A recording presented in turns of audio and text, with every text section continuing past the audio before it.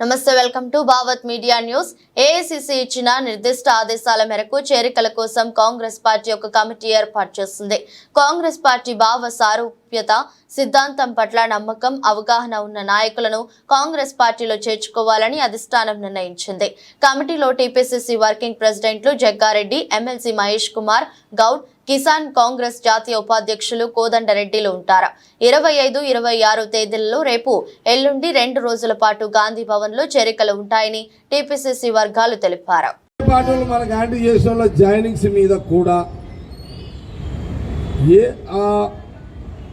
119 నియోజకవర్గాల్లో గెలిచిన ఎమ్మెల్యేలు లేదా ఓడిపోయిన మన ఎమ్మెల్యే నాయకులు ఎవరికైనా కొంత ఇబ్బంది ఉంటుంది, కానీ అది మర్చిపోవాలని ఏఐసిసి డైరెక్షన్ ఇచ్చిర్రు. సపోజ్ నేనున్నా జగ్గారెడ్డి 3 సార్లు ఎమ్మెల్యే, 3 సార్లు గెలిచిన, 2 సార్లు ఓడిపోయినా, మొన్న కూడా ఓటమి పాలైనా. ఇప్పుడు సపోజ్ నేను అనుకో, నా దగ్గర ఒక ముఖ్య నాయకులు 5, 6 అండర్ గ్రౌండ్లో నాకు వ్యతిరేకంగా ఓట్ల మీద పనిచేసి ఓడడానికి 3,000, 5,000 మీద పనిచేసారు. నా ఎగ్జాంపుల్ అదే చెప్తున్నా. ఇప్పుడు నాకు కోపం ఉంటుంది, ఏమని ఉంటుంది, వీళ్ళందరితో నేను కొంత ఓడిపోయినా వీళ్ళని ఎట్లా తీసుకోవాలని కోపం ఉంటుంది. కానీ నాకున్న డైరెక్షన్ ఏంటంటే, జగ్గారెడ్డి నీకు కావచ్చు, కానీ ఒక్క ఎలక్షన్తో రాజకీయాలు అయిపోవు కదా. కాంగ్రెస్ పార్టీ 130 ఏళ్ళ నుంచి ఉన్న కాంగ్రెస్ పార్టీ, ఇంకా 1000 ఏళ్ళు కాంగ్రెస్ పార్టీ, 2000 కాంగ్రెస్ పార్టీ ఉండాల్సింది కదా. కాబట్టి నీ ఒక్కని కాదు, ఇట్లా నీకు ఇబ్బంది ఉన్నా, కొంత బాధ ఉన్నా, నీ నియోజకవర్గం నీ దగ్గరికి ఈరోజు రేపు వచ్చి నీకు వ్యతిరేకంగా చేసిన వాళ్ళు వచ్చి నువ్వు కండువా కప్పాల్సిందే అని ఏఐసిసి డైరెక్షన్ ఇచ్చింది. ఇంకా ఏఐసిసికి ఇచ్చిన తోపులం అయితే మేము కాదు. ఇది ఈ తెలంగాణలో అందరి నాయకులకు ఇస్తున్నటువంటి సమాచారం.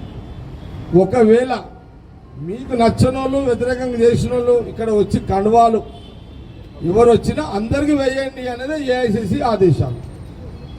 ఇంకో మాట, మేము మొన్న చేయించినాము, ఇప్పుడు కండువా వేసుకున్నాము, మేము మళ్ళా ఆ నాయకుని చేయిస్తామంటే నడవదు. మీరు మళ్ళా ఆ ఎమ్మెల్యే కింద ఇక్కడ కండువా ఎవరు కప్పుకున్నా గాంధీ భవన్లో మళ్ళా మీరు ఆ గెలిచిన ఎమ్మెల్యే, ఆ జిల్లా మంత్రి కంట్రోల్లోనే పనిచేయాలి. ఓడిపోయిన మన కాంగ్రెస్ పార్టీ ఎమ్మెల్యేల కంట్రోల్లోనే పనిచేయాలి.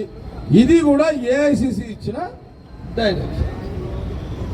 ఇప్పుడు మానవతా రాయ్ కాంగ్రెస్ పార్టీ పనిచేసిండు, కొంత బయటికి పోయిండు, మళ్ళా రావాలని ఆయన అప్పీల్ పెట్టుకున్నాడు.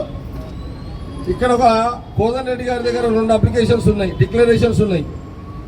ఒకటేమో కాంగ్రెస్ పార్టీ నుంచి బయటికి పోయిన వాళ్ళ డిక్లరేషన్ ఒక సంతకం పెట్టాలి, వేరే పార్టీ నుంచి వచ్చిన వాళ్ళు ఒక సంతకం పెట్టాలి రాసి.